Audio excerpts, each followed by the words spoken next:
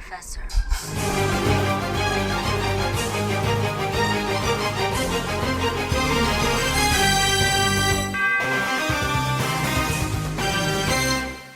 Hello, ladies and gentlemen. Dark Phoenix was just released, and it's the last of the Fox X-Men films.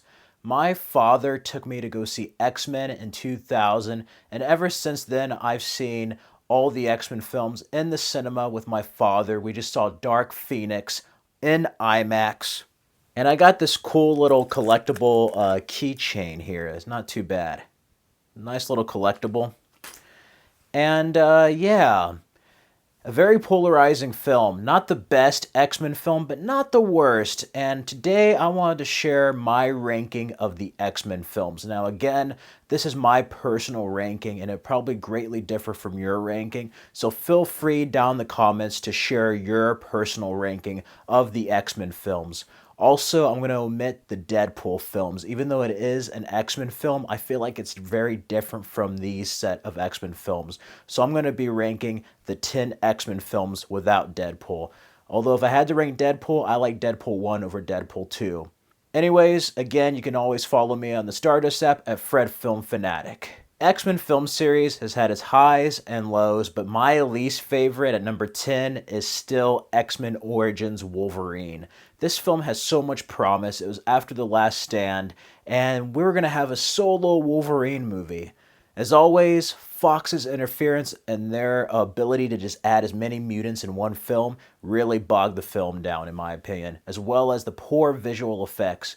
However, Hugh Jackman gives a great performance as Logan/Wolverine. I love the opening with his comrades. Seeing Ryan Reynolds as a badass Deadpool, I love that opening with the sword. Such an amazing moment. I also love the relationship with his girlfriend before she's murdered, or you think she's murdered, by Sabretooth. Liev Schreiber is amazing as Sabretooth.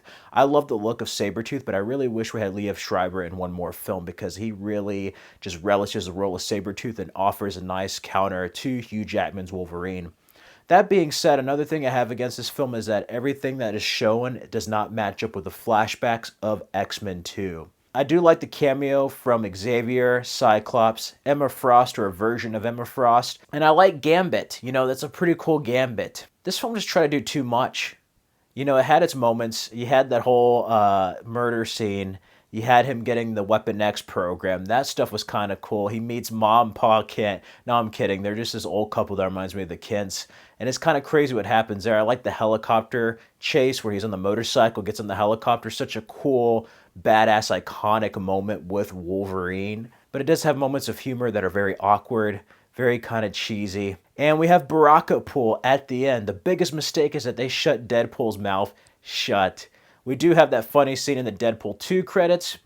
Overall, I like what this film set up with Wolverine, but without it matching to the other films and the tone of it feeling just kind of everywhere, I feel like it was a huge missed opportunity, and it's my least favorite X-Men film. And it's a film that I actually enjoyed at the time. I really loved elements of this movie. It's just when you got First Class and Days of Future Past, I didn't realize how bad Origins Wolverine was. And then we had the James Mangold films.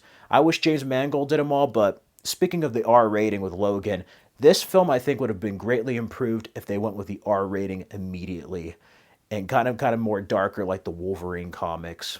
That being said, Hugh Jackman was awesome and looked the part. After that, at number 9, to me, is X-Men The Last Stand. Now, I think this film is more entertaining than some of the other ones higher on this list. I just didn't like it after 1 and 2. It is a good movie on its own, but what really hurts it is that they decide to just kill off Cyclops in a horrible way and then kill off Professor Xavier. It's just a lackluster, just poor ending to a solid film series. This trilogy ending didn't really resolve anything. Killed off a whole bunch of characters and had a cliffhanger ending. But what really hurts this film is not the butchering of the Dark Phoenix saga. No, the Cure plot is what hurts this film. I don't like the stuff with the Cure. Again, it tries to do too much with the Phoenix saga and this Cure plot line. I do like seeing Angel. I do like seeing Juggernaut. He's not the brother of Xavier, but I do like that line where he's like, don't you know who I am? I'm the Juggernaut, bitch! I love that. Shadowcat is cool. You have Ellen Page as Kitty Pryde. The whole love triangle with Rogue and Iceman. I like the turmoil at the beginning Cyclops has, and I like how Wolverine comes front and center with Storm as the leaders of the X-Men. That house scene, there's a good fight there I like, and then the music by John Powell adds a lot with the Battle of Alcatraz. Magneto was kind of put back as the villain. It mirrors a lot of the first film. And it does have some good action set pieces, but this is where the tone of it, the story, and the visual effects really quite suffer. I also love Kelsey Grammer as Beast. That is like one of the most perfect castings in comic book films. Like, I hear his voice, I look at him, he reminds me of the Beast from the animated series. Overall, it was just a disappointing film after 1 and 2 and just really did a lot of damage to this film series. I just did not like Wolverine still on the show and them just giving the shaft to the X-Men and then the Dark Phoenix saga, but I do love that emotional finale with Wolverine and Jean Grey with the music. It's just a lackluster ending and just one of my least favorite X-Men's. Above that at number 8 now is Dark Phoenix. Now, X-Men The Last Stand I actually think is a more entertaining film than Dark Phoenix. Dark Phoenix is lacking. It lacks a drive, you know. It doesn't have that like momentum with the pacing that the other X-Men films have, especially compared to Apocalypse and Days of Future Past. But I do like how this just focuses on Jean Grey dealing with the Dark Phoenix abilities, you know. It's not like the comic, but I think it's solid as a film and doesn't deserve as much flack as many critics and other people are giving it. I think what really hurts this film is that they rushed it. I think it could have been 2 films. I think it could have been 2.5 hours. But I also think we did not spend enough time with Cyclops and Jean Grey. I buy into the relationship. I like the performances by Ty Sheridan and Sophie Turner. They're great, but we didn't spend time with them like Famke Jimson or James Marsden. They didn't build it up like they did in X2. So without that, something feels like it's missing with this installment. Professor Xavier is also more egotistical. He's a bit of a jerk. And while Jennifer Lawrence pretty much checked out as Mystique, I like her role here. That whole revelation with her death, I knew it was going to happen by the trailer, but it still surprised me the way they executed that.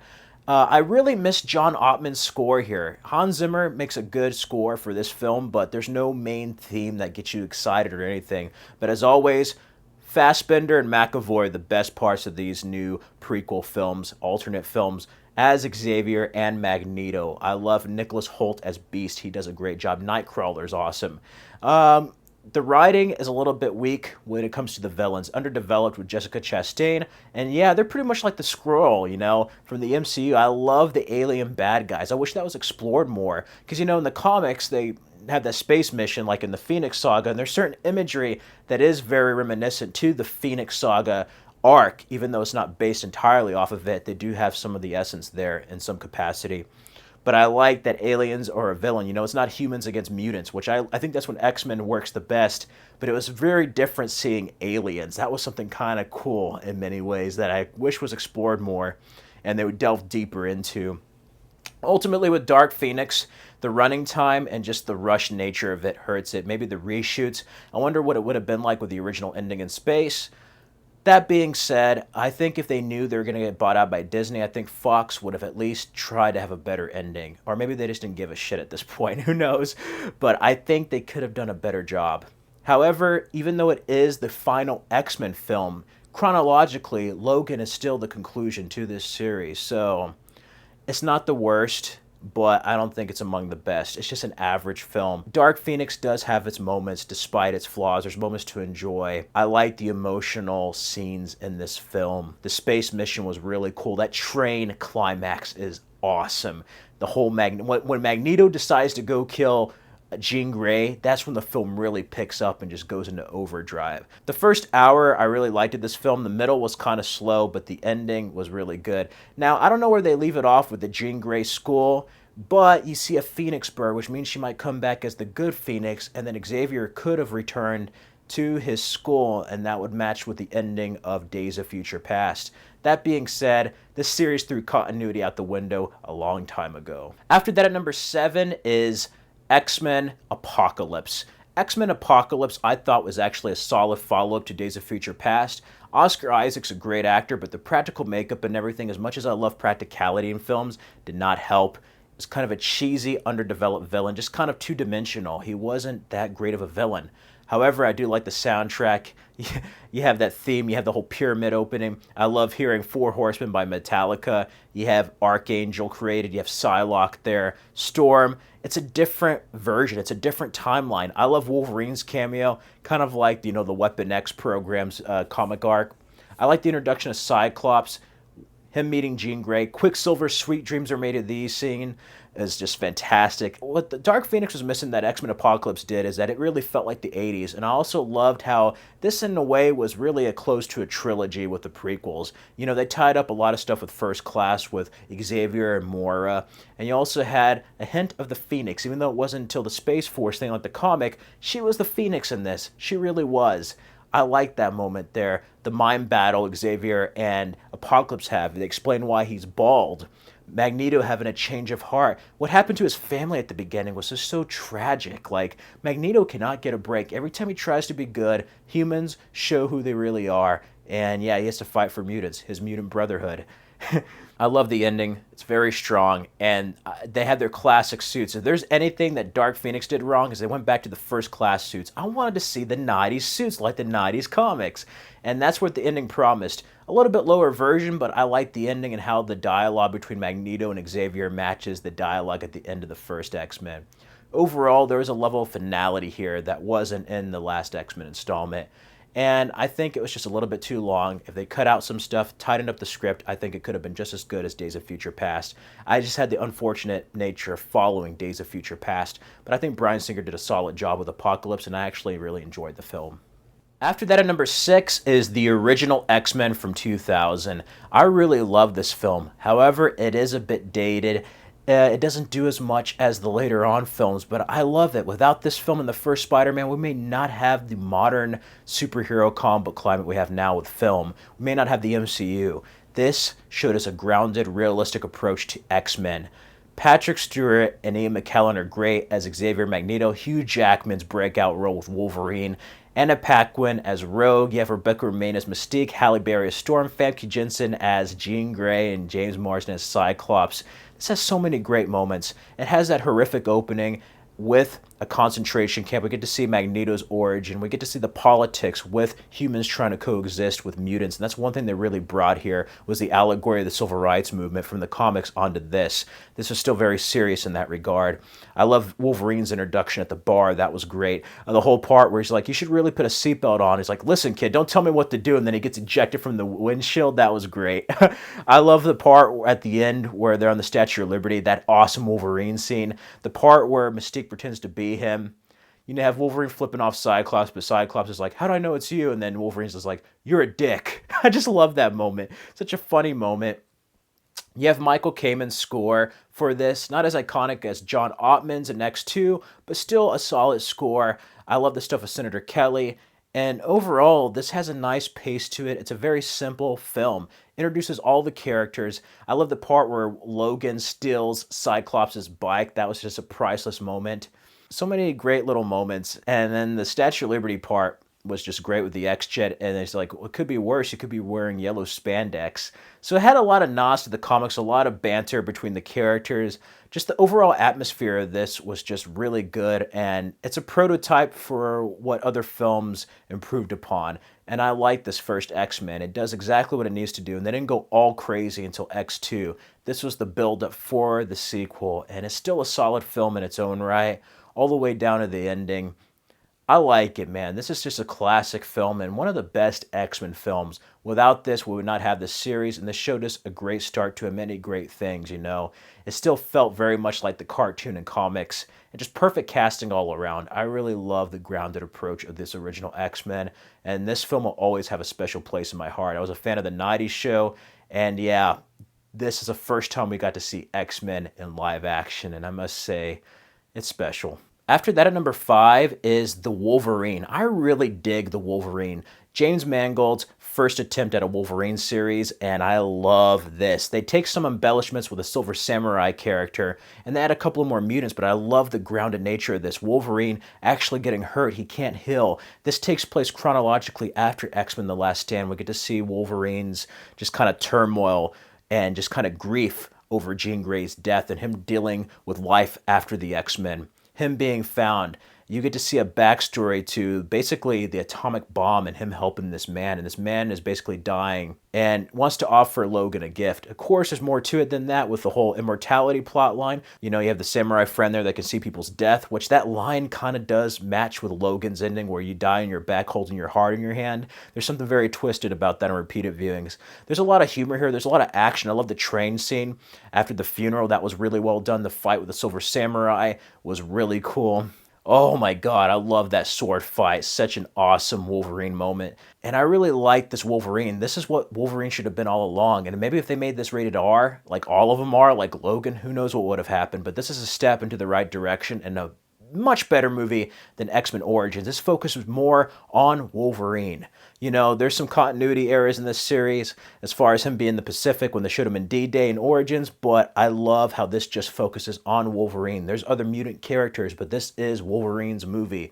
And I just love the samurai element of it. Sure, it's not like the Silver Samurai comic at all. It takes embellishments. But that being said, I love it, all the way down to that after credits scene where you find out Professor Xavier is alive and they need Logan's help with Trask Industries, which leads to Days of Future Past. Overall, I really love the Wolverine. It's one of my favorite Wolverine films and one of my favorite X-Men films. After that, at number 4 is X-Men First Class. Now, I was so mad when they announced they were going to have a younger cast. I was like, why are they rebooting X-Men? Well, this was a sleeper hit. I saw it reluctantly. A lot of people gave it good reviews, say it was the best film since Batman Begins and Dark Knight. And I'm like, I have to see this for myself. Well, I did. And this reignited my passion and love for X-Men. After The Last Stand and Origins, I stopped getting into X-Men. I stopped reading X-Men comics. And when I saw First Class, I fell in love with X-Men all over again. This was a brilliant film. I didn't even know Kevin Bacon was in the film, and when he surprised me, he was Sebastian Shaw. That's right, the one from the Dark Phoenix saga. I love the score, but Fassbender and McAvoy, they're just perfect as Xavier and Magneto. Magneto Man, Frankenstein's monster. I love the score there. Matthew Vaughn brought us one of the best X-Men films with First Class. And again, because of the changes in the previous movies, they couldn't have the actual First Class, but I like the changes it made. Havoc being Cyclops' older brother instead of younger. You have Beast there. That was interesting. Mystique knowing Charles Xavier. Like, if you ignore Last Stand and just watch First Class and X1 and X2, it pretty much matches. However, this is what really started creating continuity errors in the series by disregarding Origins and the flashbacks in Last Stand. By doing that, it kind of created some problems. As bad as those films were, they at least matched continuity-wise. This is a film that really started to create issues.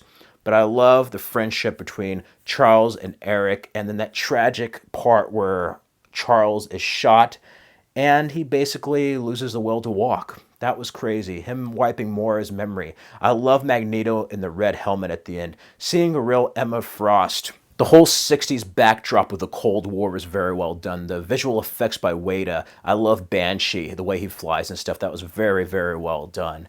Man, this movie has some crazy moments, and I love seeing how everything kind of began in this film universe. And it was a pleasant, pleasant surprise. And just among one of the best X-Men films still to this day. I like this more than Days of Future Past for some time, but I think Days of Future Past might be a little bit better than First Class. That being said, man, who knew that X-Men could have this much energy with a younger cast?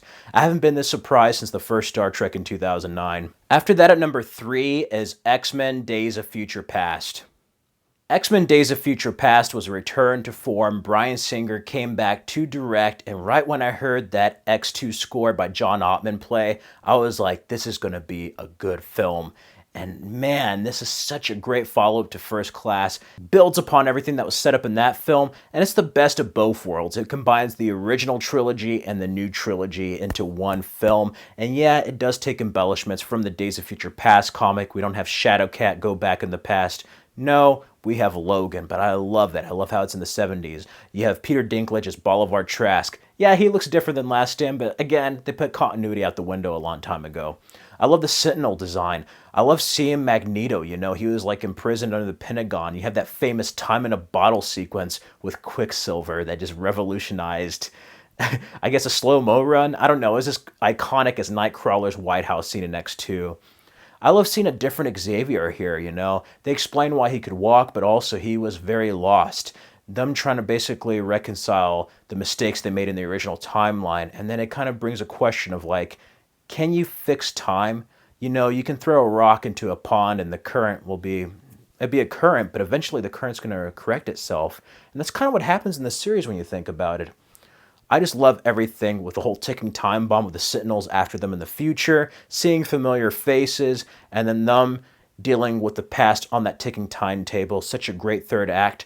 Some nods to the comics with Wolverine and Magneto, and ultimately them changing fate. But the ending is what really takes this film home, and this could have been the ending of the X-Men series. And it's a happy ending. You know, as much as I love Logan, it undid this ending. This is perfect seeing Jean Grey back and then Scott. Like, that was such a bittersweet moment. And it brings you to tears almost. If you love these characters, you see the tragic story that happens in Last Stand. And for them to rectify those mistakes, you have Beast back, everybody. It's such a perfect ending. That's just a thrill ride from beginning to end. And this is how you do an adaptation, you know. It's not a straight-up adaptation of the comic, but it takes the best parts of the comics, takes the premise, and makes something on its own that is actually good on its own, you know. And yeah, I'm pretty sure if Bryan Singer did X-Men 3, it would have been just as awesome. After that, at number 2 is X2 X-Men United. This film was a big deal. Yeah, I collected the Dr. Pepper cans with all the characters. I was highly awaiting this. I love the first X-Men, and boy, hearing that John Ottman score the first time in cinemas, the White House scene with Nightcrawler, everything about this movie was just awesome, bigger and better than the original X-Men. Like, this is what X-Men should be. Like, this was a comic book come to life. We just started having a resurgence of comic book films. You had Spider-Man, and this really hit it out the gate, man. Like, this really brought it. It pretty much continued everything that was built up in the first one. I love Magneto's escape, where it's just like too much iron in your blood, and he escapes. I love the stuff with Jean Grey and Cyclops. And again, mutant rights, and we have Stryker. You know, they took that plot line that was an X-Men Evolution, the cartoon, and brought it to life. That was so cool. I love Wolverine going all berserker mode when the soldiers invaded the X-Mansion. You know, the whole betrayal of everybody in separate areas and then joining. You have that scene with Iceman and his parents. That was a very crazy scene. And Magneto, Ian McKellen, the actor, like basically told him to play it out as like if somebody's coming out of the closet and coming out to their parents. And that's what they did with the mutant. It showed us like, hey, here's Iceman, and his parents don't know he's a mutant. That was a crazy standoff with Pyro and the police. All the way down to the Air Force, and you have like a storm making those tornadoes. That was cool. But what I really liked about this film is that Magneto and the X-Men joined forces to fight against Stryker, and that was something very cool. You know, Professor Xavier was captured. You had his kid, that Stryker's kid, his son. It's just creepy, man. Look at a little girl with two different eyes. And I just love Magneto, like, ultimately just kind of not betraying them, but just going with his own goals at the end, where he's just like, you know what? Change of plan. Kill all humans. That was just awesome. And I love the Lady Deathstrike and Wolverine fight. That was just so amazing. You know, and he's just like, oh shit. I love that moment. And Alkali Lake was such a surprise, you know. Jean Grey dying. I was not expecting that. That was sad, seeing the X-Men deal with that. But I love that tease with the Phoenix symbol at the end in Alkali Lake. That was awesome. And it still breaks my heart that we did not get a proper X-Men 3 follow-up to this film. This film is among one of the best X-Men films, and was the first one to really just go all out. You know, the first one set it up. They wanted to see if it could work, be grounded. The next one's just like, you know what? Let's go like the comic books. Let's do what X-Men does best. Just go all out on this next one. And X2, X-Men United is just such a damn good film. And one of the best comic book sequels. I love X2, X-Men United, man. I don't think the series has really reached a high, as at least with like all the X-Men, as much as X2. Like, X2 is just a brilliant film from beginning to end, and it's a film I can watch over and over and over and never get bored of. After that, at my number 1 is Logan. Logan is just an awesome film by itself. You forget it's based on a comic book, based on a character, based on the X-Men. My only beef is that it undoes the end of Days of Future Past, but it's tragic. You know, there was a comic where Xavier killed all the X-Men. This is Old Man Logan. And I love the Western vibe James Mangold does. He brings it to reality. He makes it kind of a neo-Western. And ultimately, the hard R rating is just brutal. And I love the Wolverine action. And it's kind of bad seeing Wolverine struggle. We never seen him struggle with age, not healing. And him dying, like he's dying throughout the movie, like Jesus Christ. But I love Daphne Keane as X-23 as Laura. Such an awesome revelation that that was Wolverine's daughter. Patrick Stewart's just amazing. I love the little nod they had to the Statue of Liberty, him not remembering, him cursing. That part in the restaurant is like, I can do it myself, thank you. And she's like, she's 11 and I'm fucking 80. What am I doing here? I just love the humor between Logan and Xavier. And Logan has this burden of not only basically living a long, tortured life, but also dealing with a father figure of Xavier after a tragic event that Xavier does not remember, but Logan does. And on top of that, Logan has memories from the timeline, the first timeline, and then Days of Future Past onto this. So he's really a lot older mentally than he is physically. And I love, you have the villain Donald there. Yeah, that guy's bad. I like Boyd Holbrook as the villain. He does a great job. And you also have Stephen Merchant there as Caliban, even though you had another Caliban in Apocalypse. But I love the whole build-up to this. That opening fight's great. I love the part at the hotel where that woman's like, Senorita has to pay. And it's just like, you'll get your money now. Get your fat ass back in the office or something to that degree. I love that. And what Logan does best is that it brings us an allegory of certain civil rights issues we have currently with immigration and the border. And this was written like years before Trump was elected president of the United States. So it's very interesting how it fits our current political tones, much like the comics was the civil rights era. Magneto being like Malcolm X and Xavier being more like Dr. Martin Luther King Jr. So I find that interesting how they modernize that allegory of civil rights. And that's what X-Men does best. It's a metaphor, a symbolism for civil rights and prejudice. And Logan brings that back in a more grounded way and modernizes it. It's sad that the X-Men weren't there. And you know what's sad? You realize all this time that Magneto was pretty much right. Like, if they listened to Magneto, they might have not been in this mess. I actually wouldn't mind seeing an X-Men movie that's like this hard R with like an X-Men team fighting these villains. That would have been interesting. Or even Magneto. I'd love to see what Magneto does. But I love it. It's in the vein of like The Wrestler and Unforgiven, man. I really dig this film. And that middle with the family was just brutal with Wolverine's X-24 clone. That took me off guard. I thought it was Logan. I'm like, why is he stabbing Xavier? That whole scene where he's like confessing that he remembers and stuff. It's just sad. And I want Wolverine to have a happy ending, man. He just doesn't get that. He has a hard life. But that middle scene with his clone was like something off of freaking Terminator from 1984. Brutal scene, meeting face to face. Has kind of a Last of Us vibe. And I just love him getting his daughter back, you know, taking her across the border. You have these kids there, and then when he gets that serum and goes full berserker mode, like, holy shit, that is like the best moment.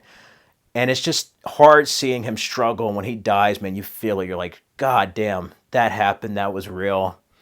And it's such a beautiful, tragic ending, all the way down to Laura getting the cross on his grave and turning it to an X. Perfect end, bookend for not only Wolverine, but the X-Men. And even though Dark Phoenix is the last film, Logan chronologically is the ending to this series, and a fitting one at that. So that's my ranking of the X-Men film series. Again, feel free to share your personal ranking down below, and that's how I feel about it. You can also check out these other X-Men videos on my channel. I have another X-Men ranking I did before Dark Phoenix. If you want to watch that, I'll have it in the link below. X-Men has had quite the legacy, and I'm going to miss these films. It truly is the end of an era.